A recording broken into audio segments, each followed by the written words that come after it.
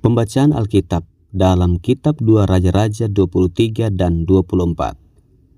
2 Raja-Raja 23, pembaharuan yang dilakukan Yosia. Sesudah itu raja menyuruh orang mengumpulkan semua tua-tua Yehuda dan Yerusalem. Kemudian pergilah raja ke rumah Tuhan dan bersama-sama dia semua orang Yehuda dan semua penduduk Yerusalem, para imam, para nabi, dan seluruh orang awam, dari yang kecil sampai yang besar. Dengan didengar mereka, ia membacakan segala perkataan dari kitab perjanjian yang ditemukan di rumah Tuhan itu.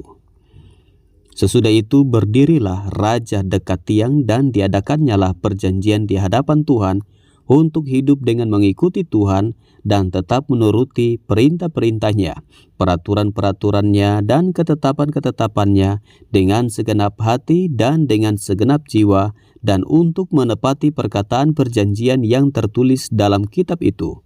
Dan seluruh rakyat turut mendukung perjanjian itu.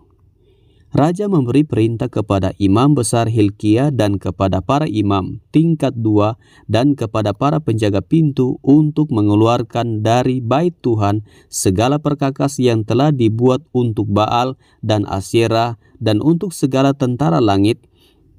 Lalu dibakarnyalah semuanya itu di luar kota Yerusalem, di padang-padang Kidron, dan diangkutnyalah abunya ke Betel. Ia memberhentikan para imam dewa asing yang telah diangkat oleh raja-raja Yehuda untuk membakar korban di bukit pengorbanan di kota-kota Yehuda dan di sekitar Yerusalem. Juga orang-orang yang membakar korban untuk Baal, untuk dewa matahari, untuk dewa bulan, untuk rasi-rasi bintang, dan untuk segenap tentara langit. Dibawanyalah tiang-tiang berhala dari rumah Tuhan keluar kota Yerusalem, ke sungai Kidron, lalu dibakarnya di situ dan ditumbuknya halus-halus menjadi abu. Kemudian dicampakannyalah abunya ke atas kuburan rakyat jelata. Ia merobohkan petak-petak pelacuran bakti yang ada di rumah Tuhan, tempat orang-orang perempuan bertenun sarung untuk Asyera. Disuruhnyalah datang semua imam dari kota-kota Yehuda, lalu ia menajiskan bukit-bukit pengorbanan, tempat para imam itu membakar korban, dari Geba sampai Berseba. Dirobohkannya pula bukit-bukit pengorbanan di pintu-pintu gerbang yang ada dekat lubang pintu gerbang Yosua, penguasa kota itu, yang ada pada sebelah kiri kalau orang memasuki pintu gerbang kota itu. Tetapi para imam bukit-bukit pengorbanan itu tidak boleh naik ke mezbah Tuhan di Yerusalem. Hanya mereka boleh memakan roti yang tidak beragi di tengah-tengah saudara-saudara mereka. Ia menajiskan juga Tofet yang ada di lembah Ben Hinnom, supaya jangan orang mempersembahkan anak-anaknya sebagai korban dalam api untuk dewa Molok. Dibuangnyalah kuda-kuda yang ditaruh oleh raja-raja Yehuda untuk dewa matahari di pintu masuk rumah Tuhan, dekat bilik Natan Melek, pegawai istana yang tinggal di gedung samping. Juga kereta-kereta dewa matahari dibakarnya dengan api.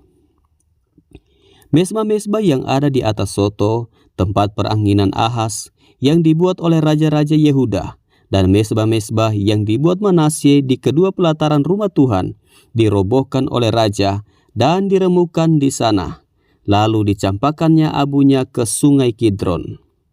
Bukit-bukit pengorbanan yang ada di sebelah timur Yerusalem, di sebelah selatan bukit kebusukan, dan yang didirikan oleh Salomo, Raja Israel, untuk Asitoret, dewa kejijikan sembahan orang Sidon, dan untuk Kamos, dewa kejijikan sembahan Moab, dan untuk Milkom, dewa kekejian sembahan orang Amon, dinajiskan oleh raja.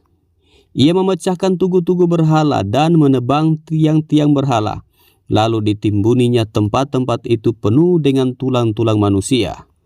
Juga mezbah yang ada di Betel, bukit pengorbanan yang dibuat oleh Yerobeam bin Nebat yang mengakibatkan orang Israel berdosa.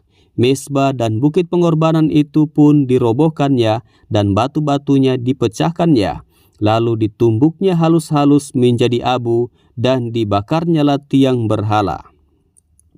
Dan ketika Yosia berpaling, dilihatnyalah kuburan-kuburan yang ada di gunung di sana. Lalu menyuruh orang mengambil tulang-tulang dari kuburan-kuburan itu, membakarnya di atas mezbah dan menajiskannya, sesuai dengan firman Tuhan yang telah diserukan oleh abdi Allah yang telah menyerukan hal-hal ini. Ia berkata, "Apakah tanda keramat yang kulihat ini?"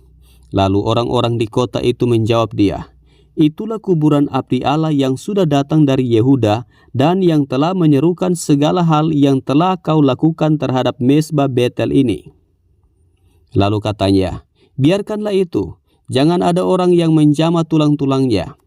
Jadi mereka tidak mengganggu tulang-tulangnya dan tulang-tulang nabi yang telah datang dari Samaria itu.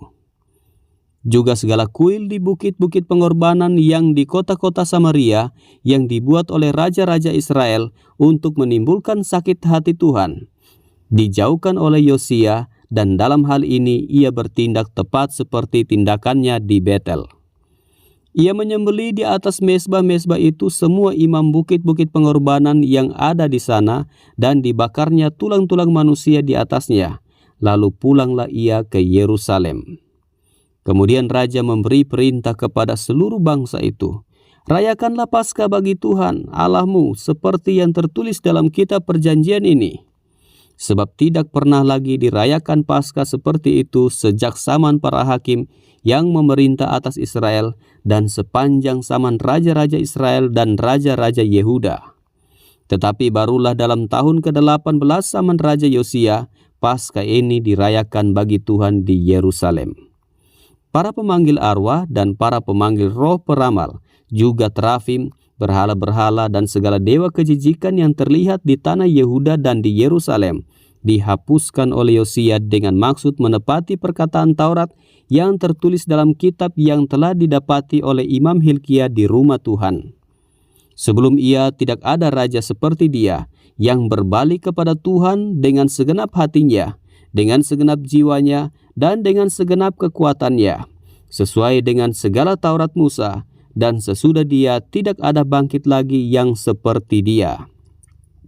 Tetapi Tuhan tidak beralih dari murkanya yang sangat bernyala-nyala itu, yang telah bangkit terhadap Yehuda oleh karena segala sakit hatinya yang ditimbulkan Manasye. Lalu berfirmanlah Tuhan, "Juga orang Yehuda akan kujauhkan dari hadapanku, seperti aku menjauhkan orang Israel, dan aku akan membuang kota yang kupilih ini, yakni Yerusalem dan rumah ini, walaupun aku telah berfirman tentangnya, namaku akan tinggal di sana." Selebihnya dari riwayat Yosia dan segala yang dilakukannya, bukankah semuanya itu tertulis dalam kitab sejarah raja-raja Yehuda? Dalam zamannya itu majulah Firaun Neko, raja Mesir, melawan raja Asyur di tepi sungai Efrat. Raja Yosia pergi menghadapi dia, tetapi Firaun membunuhnya di Megido segera sesudah ia melihatnya. Pegawai-pegawainya mengangkut mayatnya dengan kereta dari Megido dan membawanya ke Yerusalem. Kemudian mereka menguburkannya dalam kuburnya sendiri. Maka rakyat negeri itu menjemput Yoahas, anak Yosia, mengurapi dia dan mengangkat dia menjadi raja menggantikan ayahnya. Yoahas, Raja Yehuda. Yoahas berumur 23 tahun pada waktu ia menjadi raja, dan 3 bulan lamanya ia memerintah di Yerusalem. Nama ibunya ialah Hamutal binti Yeremia dari Libna. Ia melakukan apa yang jahat di mata Tuhan, tepat seperti yang dilakukan oleh nenek moyangnya. Firaun Neko mengurung dia di Riblah, di tanah Hamat, supaya jangan ia memerintah di Yerusalem. Lagi Firaun membebankan kepada negeri itu denda sebesar 100 talenta perak dan 10 talenta emas. Firaun Neko mengangkat Eliakim anak Yosia menjadi raja menggantikan Yosia ayahnya dan menukar namanya dengan Yoyakim. Tetapi Yoahas dibawanya. Yoahas tiba di Mesir dan mati di sana. Yoyakim memberi emas dan perak itu kepada Firaun, tetapi ia menarik pajak dari negeri supaya dapat memberi uang itu. Sesuai dengan titah Firaun, ia menagih emas dan perak itu dari rakyat negeri, dari setiap orang menurut jumlah ketetapan pajaknya untuk memberikannya kepada Firaun Neko. Yoyakim, Raja Yehuda. Yoyakim berumur 25 tahun pada waktu ia menjadi raja, dan 11 tahun lamanya ia memerintah di Yerusalem. Nama ibunya ialah Sebudah binti Pedaya dari Ruma. Ia melakukan apa yang jahat di mata Tuhan, tepat seperti yang dilakukan oleh nenek moyangnya. 2 Raja-Raja pasal 24. Dalam zamannya majulah berperang Nebukadnezar Raja Babel. Lalu Yoyakim menjadi takluk kepadanya 3 tahun lamanya. Tetapi kemudian Yoyakim berbalik dan memberontak terhadap dia. Tuhan menyuruh gerombolan-gerombolan Kasdim, gerombolan-gerombolan Aram, gerombolan-gerombolan Moab, dan gerombolan-gerombolan Bani Amon melawan Yoyakim. Ia menyuruh mereka melawan Yehuda untuk membinasakannya, sesuai dengan firman Tuhan yang diucapkannya dengan perantaran para hambanya, yaitu para nabi. Sungguh hal itu terjadi kepada Yehuda sesuai dengan titah Tuhan untuk menjauhkan mereka dari hadapannya oleh karena dosa-dosa Manasye, setimpal dengan segala yang dilakukannya. Dan juga oleh karena darah orang yang tidak bersalah yang telah ditumpahkannya. Sebab ia telah membuat Yerusalem penuh dengan darah orang yang tidak bersalah, dan Tuhan tidak mau mengampuninya. Selebihnya dari riwayat Yoyakim dan segala yang dilakukannya, bukankah semuanya itu tertulis dalam kitab sejarah Raja-Raja Yehuda? Kemudian Yoyakim mendapat perhentian bersama-sama dengan nenek moyangnya. Maka Yoyakin anaknya menjadi raja menggantikan dia. Raja Mesir tidak lagi keluar berperang dari negerinya, sebab Raja Babel telah merebut segala yang termasuk wilayah Raja Mesir, mulai dari sungai Mesir sampai ke sungai Efrat. Yoyakin Raja Yehuda. Yoyakin berumur 18 tahun pada waktu ia menjadi raja, dan 3 bulan lamanya ia memerintah di Yerusalem. Nama ibunya ialah Nehusta binti Elnatan dari Yerusalem. Ia melakukan apa yang jahat di mata Tuhan, tepat seperti yang dilakukan ayahnya. Pada waktu itu, majulah orang-orang Nebukadnezar, Raja Babel, menyerang Yerusalem, dan kota itu dikepung.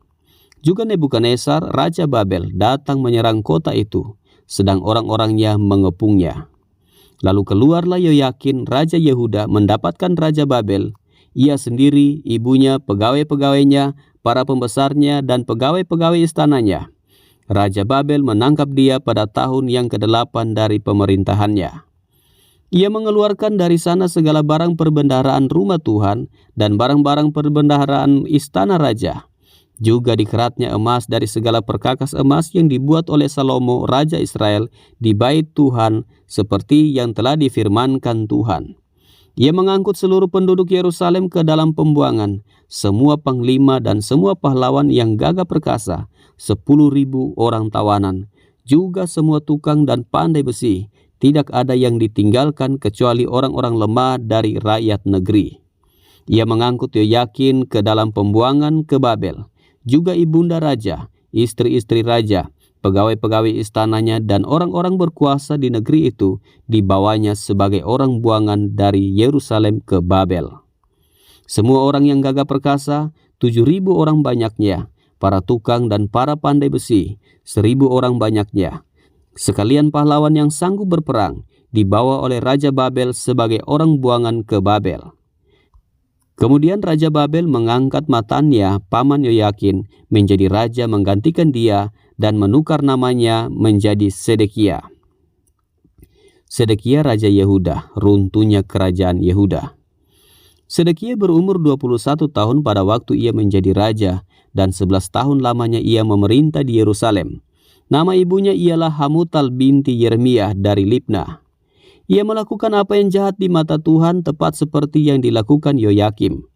Sebab oleh karena murka Tuhanlah terjadi hal itu terhadap Yerusalem dan Yehuda, yakni bahwa ia sampai membuang mereka dari hadapannya.